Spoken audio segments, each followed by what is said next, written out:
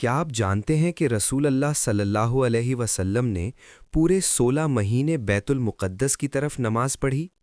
پھر ایک دن سب بدل گیا، اور جو صحابہ اس وقت شہید ہو گئے ان کی نمازیں قبول ہوئیں یا نہیں؟ سنیے یہ حدیث صحیح البخاری سے۔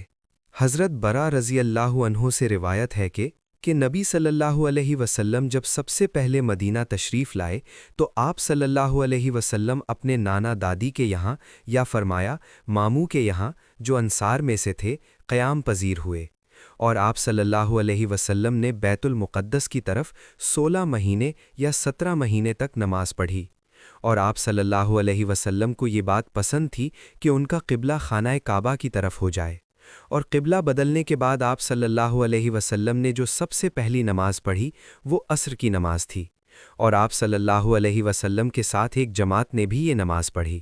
پھر ان میں سے ایک آدمی باہر نکلا جو آپ صلی اللہ علیہ وسلم کے ساتھ نماز پڑھ چکا تھا، وہ ایک مسجد والوں کے پاس سے گزرا اور وہ لوگ رکوع کی حالت میں تھے، تو اس نے کہا میں اللہ کو گواہ بنا کر کہتا ہوں کہ میں نے رسول اللہ صلی اللہ علیہ وسلم کے ساتھ مکہ یعنی خانہ کعبہ کی طرف منہ کر کے نماز پڑھی ہے۔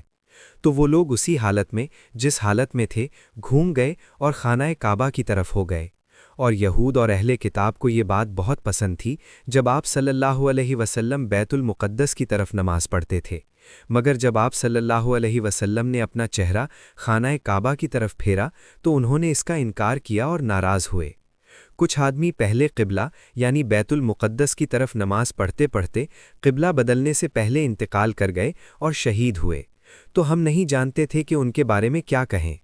تب اللہ تعالیٰ نے یہ آیت نازل فرمائی، اور اللہ ایسا نہیں کہ تمہارا ایمان ضائع برباد کر دے۔ سورہ البقرہ آیت نمبر 143، صحیح البخاری حدیث نمبر 40۔ سبق: اللہ تعالیٰ کبھی کسی کی سچی عبادت ضائع نہیں کرتا، چاہے قبلہ بدلے، احکام بدلیں، حالات بدلیں۔